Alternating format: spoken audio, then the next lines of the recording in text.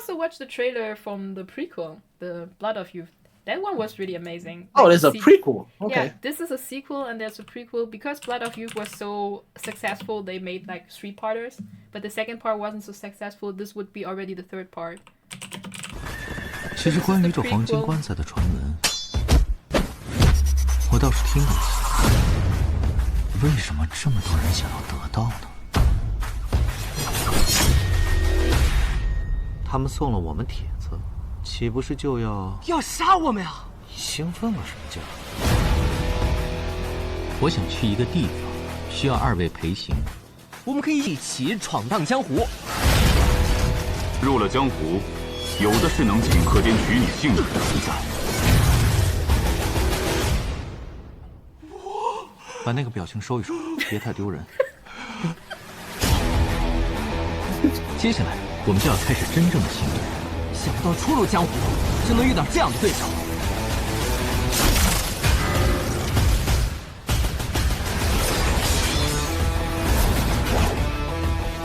不要太自大。我还年轻，可以狂妄。他要做那大罗金刚，我变得金刚破裂，金刚不坏，我打得你元神俱灭。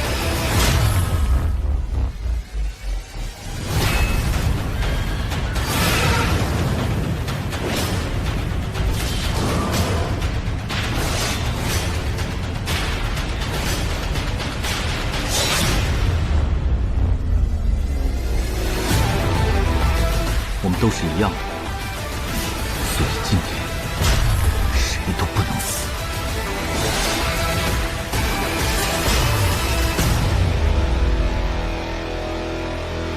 总之吧，今天我雷无杰认可你了。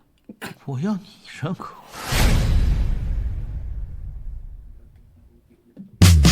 Yeah, that show is already also, I think, 2 years old. Oh my god. Yeah, that's also one of my favorite shows besides the Mysterious Lotus Casebook. And it's again 3 guys. So same question. What is your first impression and what do you think this show is about?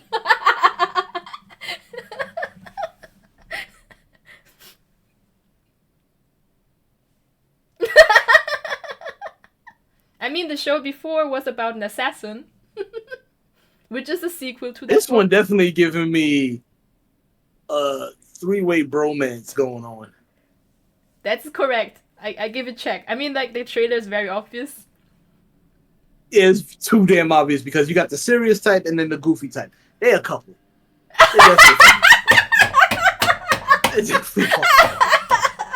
You just they giving off that vibes like Sailor Uranus and Sailor Saturn. That's what I'm getting them vibes from. I can tell you that the original material from 少年歌行 or Blood of Youth has no boys love in it, no danmei, no lovey-dovey. This one does. I'm sorry, but nah. Them two, they're a couple. Actually, the girls talk online, about, especially that line. Actually, the girls online, they ship those two very much. Lei Wujie and Xiao Se. It's not that hard. The red guy and the blue guy, they are always shipped together online. They have that argument together. Like one is talking about, hey, stop that! You're gonna embarrass us and everything like that. He's too goofy. He's too flamboyant. Nah, they're a couple. I don't care what anybody say. They couple. But actually, in the show, they have both their own girl love interest, so they have like their own girlfriend in the show. So that's even better. Because that means that's that four-way dynamic where the girls are questioning their bromance. So that's usually happens in shows too, where they both got girlfriends, but then the girlfriends are questioning like Boy Meets World with Corey and his best friend. So it's just like they start to question who's really together here. I did not know that this is so obvious because when I watched just this show, I did not see the bromance. Honestly, I was like so innocent. I did not see the bromance. We have a trope. Yeah, we have a trope like that in the States too, where in some shows. It's like in Scrubs, the two best friends, like they have a scene. Okay. Yeah. where he finds out that his best friend came back from his honeymoon, and he's looking at his wife like, "Can I?" He's like, "Go ahead." And he's like, "Josh, Ben!" And he just running at each other. So yeah, it's a trope. It's a definite old trope. Because when I watched this show, I did not get like these vibes between these two, between Lei Wujie and Xiao Se. But maybe the reason was I did not really like the character of Xiao Se. I might get a lot of hate for that because all the girls ship him, but I do not. I actually like the bald guy. I like the monk. I can see that. I can definitely see. He's more serious. He's more like about the business because he's a bad. Have you ever seen a man so bald and still so hot? That's just wrong. This is wrong. This cannot be. I wouldn't. I'm not in that camp. I'm not in that camp, so I wouldn't. No. He's a handsome gentleman and he's badass, but I do like the way he's fighting with in front of the pagoda and has the golden bell around him and everything like that. I was like, oh, okay, this dude's about that business. He's about to fight. He also starts off as a bad guy of the show. Actually, he's also kind of villain. I could tell because he has that fierce look. Yeah. He has that fierce look that he might have had like some type of redemption arc or something like that. But actually in that show I did not ship anyone with anyone. I was just like really into the show because it was really a great show. It was full of adventure and comedy. Red and blue. And yeah, and all for it. Red and blue.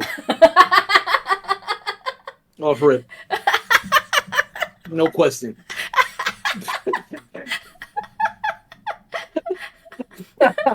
Just by the interaction alone, that's the bromance. Yep.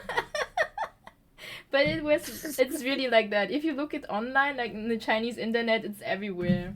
I did not know. Like I can imagine. Like years after the show, I like watched some behind the scenes and I googled it up basically on Bilibili, and then it was like, what do they call it? Li Aoyi. Basically like the red and the blue guy, like always in the couple, and like. What the hell? What is this?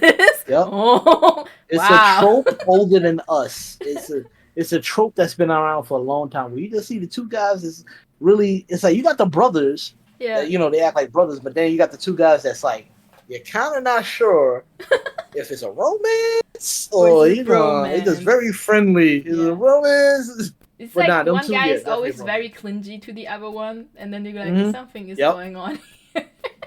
Like you got the blue guy is trying to be a little harsh and stern and telling him stop embarrassing us and everything like that. But the moment that red guy gets hurt or in trouble, he'll go all full demon mode. Yeah, true. He'll go all demon mode. Absolutely. Like you hurt my bestie, you all gonna die. That is so true. And you'll get him crying a little bit. Yeah. But as you can see in the trailer, you didn't even see the side character who the sequel. Tales of Dark River is about, but like in the main show you can see like I don't know, maybe a couple of minutes screen time from him in some episodes, and then they can just cut this out into a completely different CDrama series and turn it into something incredibly beautiful, as you have seen in the other trailer. I can see that. Yeah. So this is kind of amazing. They do a good job. Yeah. Yeah, I'm really. Now I gotta find a way to watch all those, so I can be like, oh snap. Now you got me interested. I'm invested now. Yeah, I picked out actually the things which might be interesting for guys. I mean, except the Tales of Dark River, because I did not know how the trailer for that one would look like, because the show will just air this year. So nobody really knows how this will turn out in the end. And I also like to watch those, I would say, xianxia adventure without any romance stories as a background. But usually I watch... I'm gonna show you the other stuff. Oh boy. Do you have any questions about this trailer or the last one for the assassin one? Honestly, I'm just happy to find out if I'm right or not about my assumptions. It's just more fascinating, honestly. Okay. Just to see how close I'm getting to the point of the story or figuring out some things. Okay, now I'm going to show you the stuff I'm into. That usually only girls watch and guys do not even touch. Okay, let's see.